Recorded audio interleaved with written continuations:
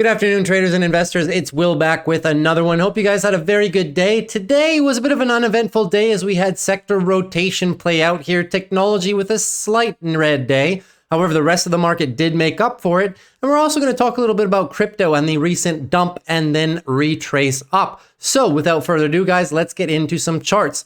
So fairly muted week here this week, guys. Not much action in terms of big news headlines. That's all going to be reserved for next week when we have Fed Jerome Powell coming out with the interest rate decision and also CPI. So going to be a fairly big week next week. So it wouldn't surprise me if this week's markets do kind of stay muted. So let's get off on course here with the S&P 500. It looks better on the futures because there's more continuity here. So as we were saying, as the end of last week, right, we were looking for a daily higher low compared to our low down here. Now we are getting that. If we move back to SPY, just keep in mind this range here, right? So this is going to be the area of contention that we absolutely need to hold if we're the bulls. So as of now, bulls are all in full control here. We are just waiting for a potential daily higher low. We'll see. Has it been set today, or do we have further consolidation into the rest of the week? That remains to be seen, but definitely a good job by the bulls here today, holding our 12 EMA here on the 4-hour chart. So the chart that is the go-to chart for me at this point in terms of direction remains to be the 4-hour. Either we're going to consolidate and create a 4-hour downtrend, which is going to lead to further daily consolidation, or this is actually going to be our 4-hour higher low potentially, and we're just going to resume the uptrend with the 12 EMA as our guide trend line. So keep an eye on that. For SPY, if we do break higher, obviously the next level you want to look out for, guys, is 430 flat, all the way up to about 432, and then we break out higher than that. If we just look on a candle formation basis, though, does still look quite bullish. And need I remind you guys, the monthly chart as well is still pointing upwards, with the MACD kind of wanting to cross now, and the RSI above its average. So very bullish on the longer term timeframes here. QQQ taking a little bit of a breather, but that's not too big of a problem when we do have sector rotation. Keep in mind, guys, the heat map, right, for today. So as you can see, right, basically we had a mixed market, very mixed market, with technology not being able to keep it up today that much, but the rest of the market kind of playing along. Well, except for healthcare, that is. Financials with a very big day, had a decent day in energy, decent day in industrials and consumer cyclicals on the lead. Tesla and Amazon here definitely helped. So if you look on a one-day performance basis, guys, you'll see that most of our sectors were green on the day. Technology, defensives, and healthcare were lagging, but if you look on the weekly as well, now we're finally getting that performance breadth. So the market is widening. We had a very big day in our small and mid cap stocks today as well. So that's very bullish when you can see that the market is actually widening out and encompassing more names for the gain. So very good job. Getting back to QQQ here more specifically, well, what are we looking for, guys? We're just looking for a higher low as opposed to 347-ish, 346.40, 347. We are just looking for a higher low. Is it going to be set with today's movement? Well, I refer you back to what I was saying on SPY. The 4-hour trend is my guide time frame right now. Why? Because we need to see if we can set this as our new higher low and keep grinding higher with the 12 EMA, or do we potentially roll over into some further daily consolidation? We are just looking for anything above roughly the 347 area, and that would align with our trend line here. So congratulations to the bulls. That's what we're looking for. Weekly, still very bullish. Our next target, guys, is going to be 363 all the way to about 370. So this little supply zone area here, we could see something push up like this, and then only maybe after that would we potentially see a weekly cool down. That's why I'm keeping my eye on the 4-hour. It suffice to say, guys, if the bears can't even take the 4-hour trend from the bulls, right? Well, we're not going to begin to look at a daily downtrend or even a weekly downtrend, right? One thing at a time. So congratulations to the bulls on that. Financials with a beautiful day. So as we were saying last week, we're rejected off of my area of contention here. This purple line was basically make it or break it for me. Bulls doing a great job of bouncing off that, setting a new daily higher low. And now we've probably confirmed at this point a daily uptrend for the first time in a very long time. First time since pretty much April. So that's very good. We're breaking above our resistance right here. The next target for me, guys, is going to be around 33.50, the top end of this range, right? That's what we want to see. Great that we now have the moving support averages as our support. The 12 yellow line is going to cross over the 26 moving average, which does indicate further bullish continuation. As you can see, the MACD here is crossing to the upside. Our RSI is now above our average. So everything in the momentum department leading us to believe that we could get future continuation into the top end of this range. So that is definitely going to be my next target. On the weekly, this is looking very bullish, guys. It's looking like they do want to finally set the weekly trend change, which is going to be the first time in a very long time since pretty much back here. So very, very bullish on that. Looking forward to see how high bulls can push. You can see that the weekly MACD also does want to cross. So this is leading me to believe that we are going to get some momentum to the upside on financials. So if we do get some potential profit taking on QQQ, maybe up to the higher levels and something like that, well, if financials can hold its own and potentially even healthcare, we may have a situation in which the QQQ takes a breather, and this is the best case scenario, right? Technology takes a breather and the whole rest of the market continues to grind higher to compensate, right? That would be your best case scenario here. You can view that also. It's been now a few days that your equal weighted SPY, right, has been outperforming the normal SPY. That just goes to show you that market breadth is here. It's no longer only a few names making most of the gains. Now you can see it's the broader market really coming in, stepping in on a day where your larger names, right, especially Microsoft, Apple, Meta, were not performing too well. NVDA also down, right? So very, very bullish to see your equal weighted SPY outperform the SPY almost on a 3-to-1 basis. That's impressive, guys. So next level to watch in this case, it is a bullish upswing, 33.50 on the dot, right? My favorite pick, once again in financials, remains Charles Schwab for the long-term pickup here. I absolutely love this stock at these levels, okay? I've accumulated a few shares for my long-term portfolio. I also have bought the dip on several Canadian banks through the format of this ETF. If you do like Canadian banks,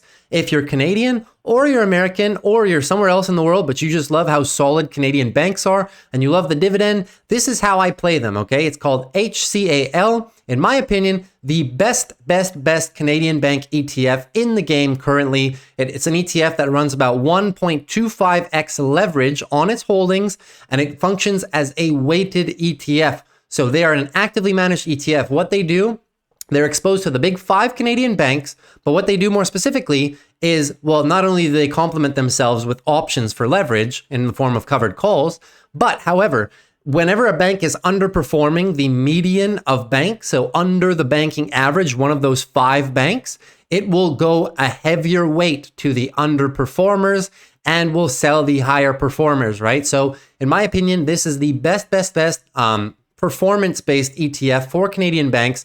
As you can see, it's currently about 32% off the highs. And if you go to some of our Canadian banks specifically, you will see that they are all pretty much 28 to about 30% off the highs. So it's really in line with how this ETF is performing, right? So you just see all the banks here, ROI is down some of the least, but if you look at maybe CIBC Bank here, right? So this one is also down around 35%. So you can see that this ETF is really performing on par with all of the banks individually, and it does pay a monthly dividend. Now the dividend yield, they have not changed the dividend now in years to the downside, meaning they've only either held the dividend or slightly increased the dividend. So now it's paying 7.93. Keep in mind, guys, the Canadian banks average pay is about 5% yield right now, right? So this is a very, very good play, and they do pay it on a monthly basis every single month. So I've been really DCing hard at the lower levels here because I do think that financials are due for a little swing upwards. So a little bit of Canadian alpha for you guys. XLV here, XLV doing exactly what we wanted to see here. So what we were trying to see is after this bull move was coming to an end here, when we were going to set the daily higher low. So you want the bulls at this point to stop this move as soon as possible so that the most likely scenario just becomes a daily higher low compared to this low down here, right? And we start a daily uptrend. Have not had a daily uptrend, guys, since we confirmed one down here pretty much, right? So it's now been almost pretty much 2 months as well. So you really need to see this nice upswing confirm into a daily uptrend. And to do that, you need to set the higher low. But very, very nice move on healthcare. They've created a lot of space. Now remains to be seen when they're going to do it. How do you know when they're ready? Well, we need to see now at this point a reversal of the hourly uptrend, right? So need to regain that hourly uptrend for us to be looking to the even higher time frames, right? So definitely do not want to break this low, 126.18. And to the upside, if we do get what I think is going to happen, well, our next targets are going to be anywhere between 133.5 and around 135 is the next resistance zone. IWM, guys. IWM, give me 2 seconds. Going to sip this nice little coffee here. Okay, so IWM has been one of the best performers here on a relative basis over the past week. When is the last time, guys, that you've seen a massive 2.63% candle? They don't happen often, right? The last time is probably, if we go back here on the chart, well, this one is 2.43. This was in January, right? So you'd have to go back in January to see anything comparable to that size of move, right? So it goes to show that they were here to really break levels. So what did we do? This is why I drew this purple line. This was the line in the sand level for me that we had to break to the upside. And now that we broke it, look what happened. We came and sat on it perfectly sat on it as support. This is the textbook breakout retest. You absolutely love to see it. So at this point, I will be very comfortable writing any options below pretty much the 180 area and targeting this area of support. If you do want this play, I do still think that this play is undervalued comparatively to the rest of the market and how they have rallied. So this one definitely slightly undervalued. My next target for IWM has to, at this point, become 191, okay? That is my next target because, as you can see, kind of like on financials, we are reversing the weekly uptrend to the upside. We're now in a confirmed daily uptrend at this point. Anything above this purple line will just be your daily higher low. Very bullish price action, right? Not even close to being overbought yet. 4-hour time frame, slightly, but look how much space we still have on the daily before we're anywhere near overbought, right? So it would not surprise me if our small and mid cap stocks do continue to catch up. So congratulations to the bulls. As I was saying on the channel for the past month, I was writing options here, praying to be a sign. Didn't get a sign, had to actually buy some shares of this index because didn't want to get left behind. Didn't go too heavy though, but I just needed the confirmation. Now we have the confirmation, so now it's an easier play for me to start to average into a bit heavier, guys, because we are pretty much coming into bullish territory on most of the major indexes. Dow Jones doing a good job here today. They sold off early in the morning, but recaptured it a lot towards the end of the day. What are we trying to do on the Dow Jones? We have now reversed the daily uptrend to the upside. And what are we doing now is anything basically above this level here, 32,700, will just be a daily higher low. So potentially even going to tag the moving averages. That would be fine. What are we trying to do here, guys? We're trying to finally get the weekly uptrend started, right? So this looks very bullish. It is a weekly inverse head and shoulders pattern, guys. Very bullish pattern. So keep an eye out for your value names. Your value names, which have gotten beat down potentially in the past 2, 3, 4 weeks, they may be due for a rebound, right? So a lot of names have come down significantly, especially from the Dow Jones, right? If you look at Pepsi's been coming down now for 4 weeks in a row. Now they're not down significantly off all-time highs, but they have been coming down, right? McDonald's, you have names like Starbucks, right? Over the past 3, 4 weeks, just the price action, right? If you want to look at Coca-Cola, even though it's the same thing as Pepsi, right? And you know, they've just, a lot of names here have not been the most favorable here in the past 3, 4, 5 weeks. So now they're finally starting to come back. I'm just going through off the top of my head here, the names that I can think of, right, that haven't really moved a lot. All these big Dow Jones names, right? So a lot of the value plays, especially like names like Nike too, right? Like look at Nike. This is one that you guys know if you've been looking at the channel. I've been trying to go pretty heavy down here, right? Because I do think that these names have been sold off a bit overly aggressively. They're pricing in a consumer slowdown from a recession immediately, right? So they're trying to price that in immediately. All of these companies have already lowered their forward guidance for the next foreseeable future, at least through the end of the year. They've guided actually a better second half than now, but they've guided really cautiously, saying that there could be consumer slowdown. So now that they've started to price all that action in, especially in big names like Estee Lauder as well, right? You need to see a bit of a recovery at this point. I do think a lot of names are getting into oversold. Oops, you guys can't see. I do think that a lot of names are getting into your oversold territory here. If you look at some of these names, right, on the daily, they've just been beat down kind of unfairly at this point, right? Kind of unfairly here.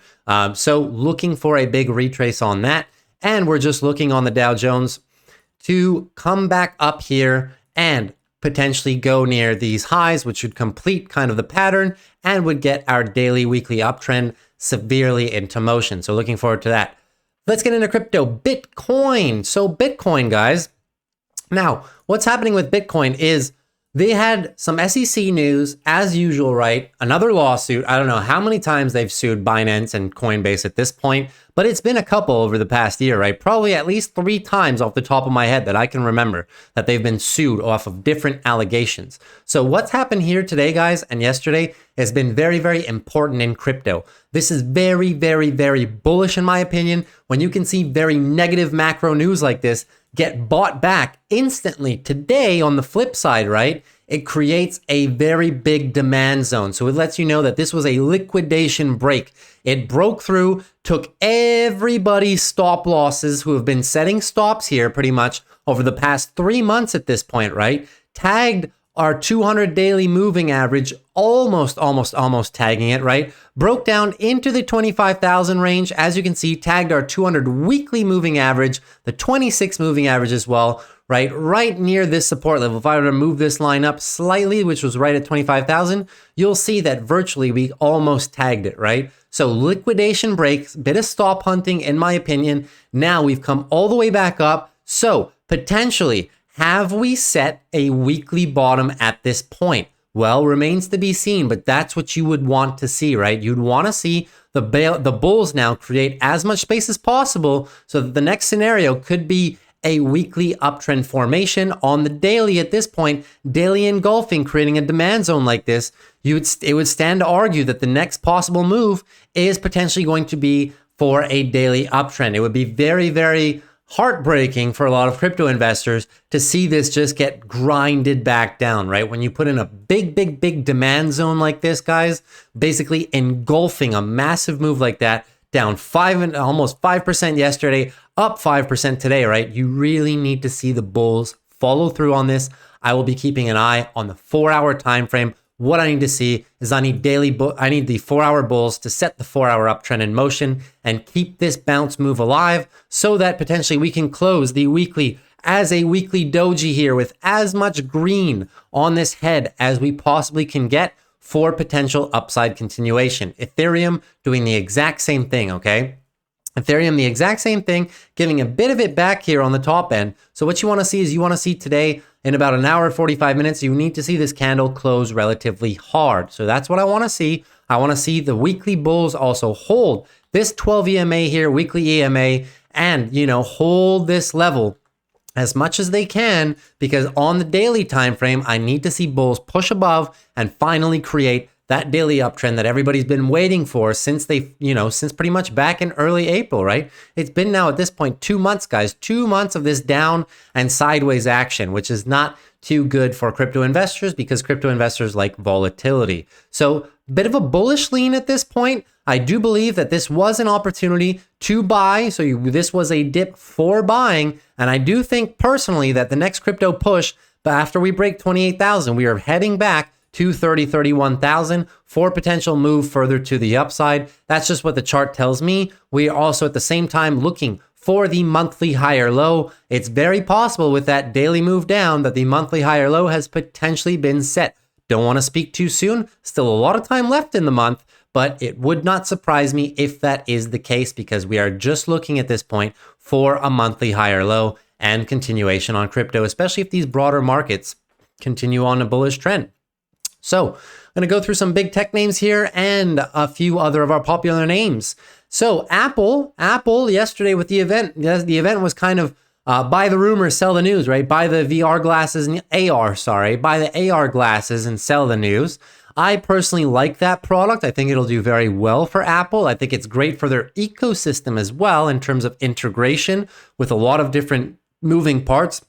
of their ecosystem. And it's just another thing that Apple does to kind of keep you in their ecosystem and not have you go to other people who would potentially be doing something like this, whether it be Google or Facebook, right? So they're really trying to keep everybody within their ecosystem. Very, very big play on behalf of Apple. So Apple, as I was saying last week, pretty much, we're just looking for the daily high or low, right? So in my opinion, at this point, since we didn't set it yet, so anything really above 171 for me is just going to be a daily high or low. The higher they set it, the better, right? We do still have the 12 EMA as potential support. So bulls, in my opinion, are in full control. This was just some much needed daily consolidation. As you can see, they did cool off the daily RSI on the weekly as well, right? On the weekly as well, we've cooled it off slightly, ever so slightly. But on the weekly, keep in mind that also anything above 171 at this point is just a weekly high or low. So if Apple does continue to consolidate, there's really no problem, right? We have good support down here, right, in forms of the moving average.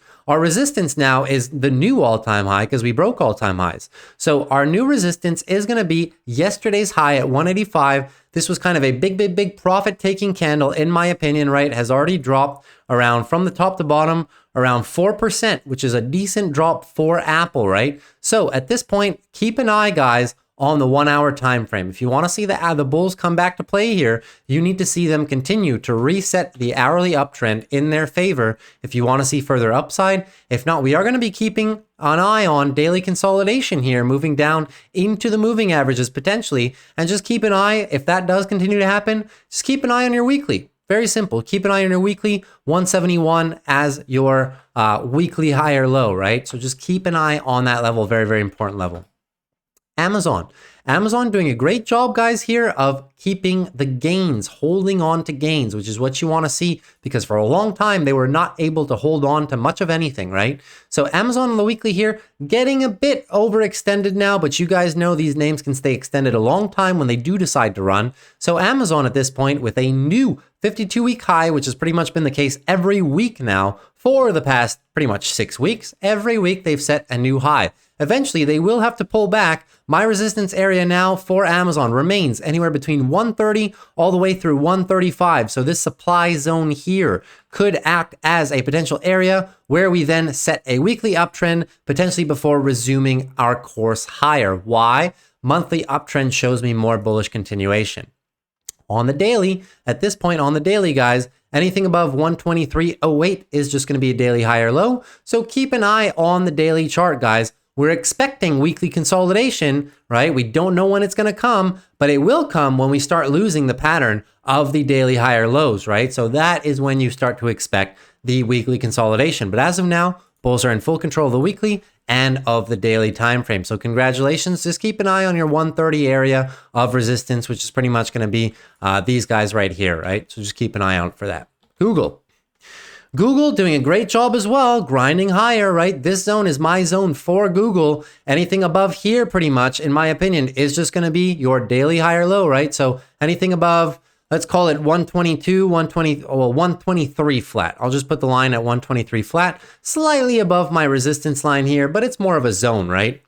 So anything above that will just be a higher low. In my opinion, this remains your buy zone for Google. Anything in or below this range here remains a zone that I remain interested. Why? Because I keep going back, guys, was resistance for a long time. So now if we do pull back into it, I do think it does hold as support. Our next targets to the upside, however, for Google do remain anywhere. I mean, this is a tough one, right? Because we're in a previous zone here. However, if you look on the daily time frame, you will see that if we do pass 131.50-ish, it's pretty much all the way up to 143. So the next target for me does remain 131.22 as a resistance. As support, this level down here, I'm not buying Google until we start a consolidation move on the weekly time frame. So I'm potentially waiting with the shares that I do have. Happy that I did buy some, but congratulations to the bulls. Once again, full control of higher time frames.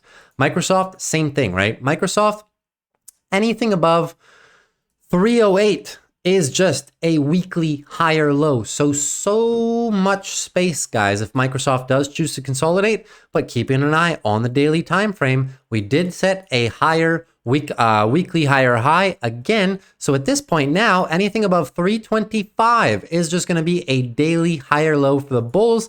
Keep an eye on your 4-hour time frame. We did lose it slightly today, but as long as we don't lose it in a convincing fashion here, should be fairly easy for the bulls if they want to keep pushing higher. So now our weekly resistance does remain set at the all-time high, roughly anywhere between 342 and 350. Right? So that whole zone right there is going to be the next area of contention where you could potentially expect a slight reversal before potentially going for more. However, if our top is set, well, we're looking for the break of 325. If the break of 325 happens and we set a daily downtrend, then you know your weekly consolidation is in motion and we start to look and potentially wait for the moving averages to catch up, especially we are on the weekly overbought here on the RSI. We have been now for about, roughly 3-4 weeks, right? So and eventually consolidation will be inevitable, but until the bears really start to put in some bigger days and bigger candles, it's just not going to happen, right? So bulls are in full control here of the weekly and the daily. As I've shown to you, you have to give them time. It's all on the bears. If you want to see the short move, well, the bears need to really start proving it to us. If not, they'll keep grinding higher. Meta, same principle as Microsoft, right? Anybody who's been trying to short this must be extremely frustrated.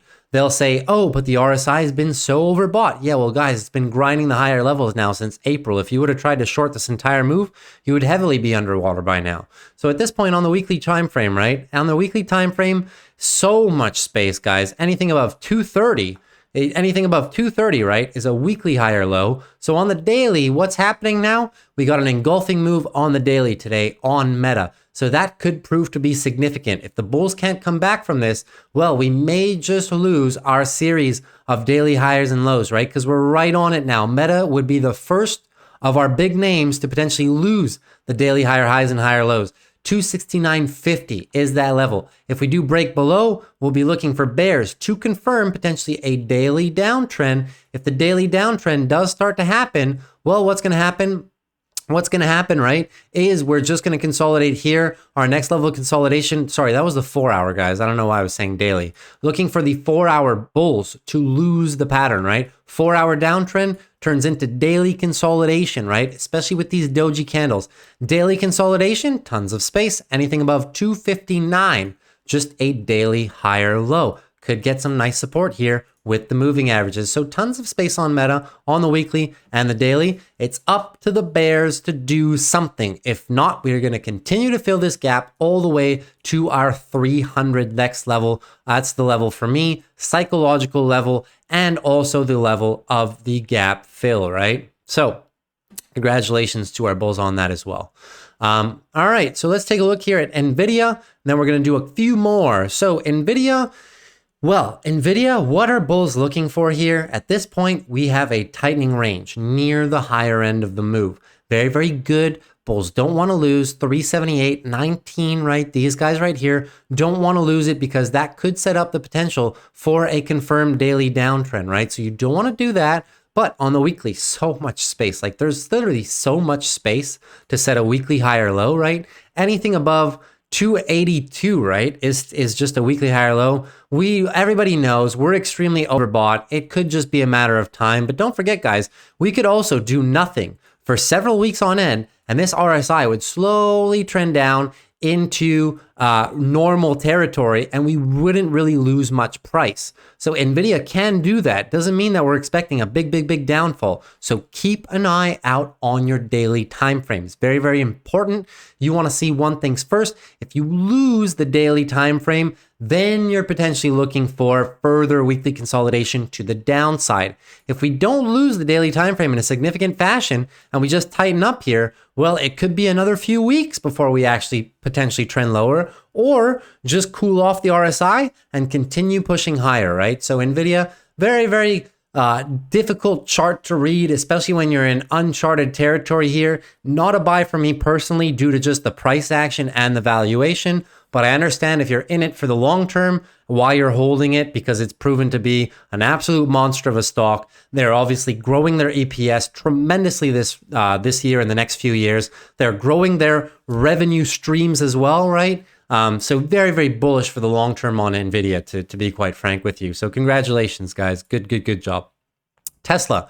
Tesla, my favorite stock currently. Why? Because finally we have set the monthly uptrend. So finally, monthly trend reversal. You see how long, guys, when you lose the monthly time frame, you see how long it takes to regain it? It takes 6 months in some cases to regain a monthly uptrend. So now we know we have the monthly bulls at our backs right now. Very good. We're also still in a weekly upswing, have not rolled over yet to set a weekly higher low. So we need to monitor at this point the daily. So you will only know when this weekly move tops out when the daily bulls start to lose some steam. At this point, guys, anything above today, pretty much, in my opinion, because we are starting to move higher already. So anything above 212.50 is just a daily higher low at this point. Area of consolidation, well, if we come up further like this, then you use this line, which is the previous 52-week high, right, of this year. Or sorry, the previous year-to-date high at least. So anything above 217.40 at that point will just be a good area to come back and sit on. If it potentially does that, I will definitely buy this dip. Definitely be buying this dip. But in my opinion, Tesla now does have the legs to go up to 230, 235-ish before hitting its next area of resistance here. So could we potentially see something like this, right? This area here? Could we potentially see an upswing into it and then potentially some cooling off? Very possibly. That's what I would be looking for if I wanted to, engage in new positions. I love the breakout retest. And this would be your weekly breakout of this zone, retest, and then launch for further. I do think Tesla has started something big here, considering the fact that we've entered at this point a monthly new uptrend. Your monthly MACD, if you can't see it, getting ready. It's wanting to come back up and start to cross over. RSI now crossing over above its average. First time since the massive drop, right? Of almost a year and a half ago at this point, more than a year and a half ago, right? So very bullish momentum for Tesla. Very good in my opinion. I am a buyer of Tesla at these levels because keep in mind, guys, we are still roughly 46% off of all-time highs. So a lot of juice to be had here. Next area of resistance, look out for the 236. And I'm pretty much buying at this point anything under 212, 215-ish is going to be my next area where I will average and write some options in because I think this area now is kind of a no contest. I will go ahead and remove it. I don't think that we dip back down there. PayPal doing a very good job. Very good job. It looks like it's moving slow, but we have moved a decent amount here off of our bottoms, right? We have moved around 10%, right? It doesn't look like much in the grand scheme of things, but what bulls are doing now is we're creating enough space so that the next time we do consolidate, most likely that it becomes a daily higher low compared to this one for a daily uptrend confirmation. Have not been able to confirm a daily uptrend now for several months, right? For several months, we haven't been able to confirm a beautiful daily uptrend. So we are looking out for that, guys. The gaps from earnings does still remain to be filled at around 75. What I'm expecting to see here, I need our weekly bulls because this is a weekly downtrend.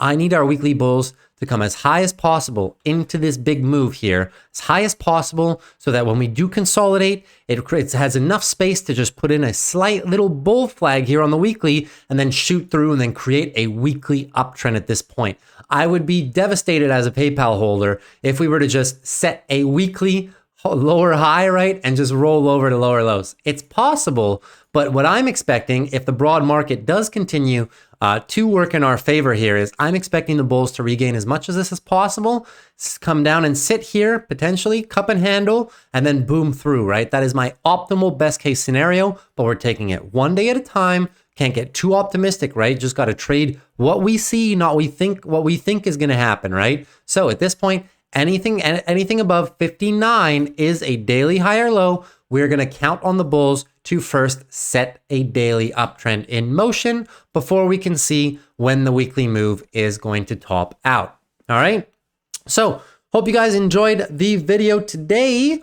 And I will be doing a video every night of the week, pretty much. We'll be coming out with some extra content, guys. I really want to give you guys some tips and tricks on how I write options or which stocks, which rotations I'm looking at. So we're going to come out with a few videos like that. I also want to put together a video of some plays that I feel are still undervalued despite how much the market has rallied, which stocks specifically and which sectors are potentially lagging behind. So if you guys enjoyed the video, consider liking, consider subscribing. If you have any stocks you want me to go over specifically at the end of our days here, just write them down in the comments and I would love to do it. So I hope you guys had a great day.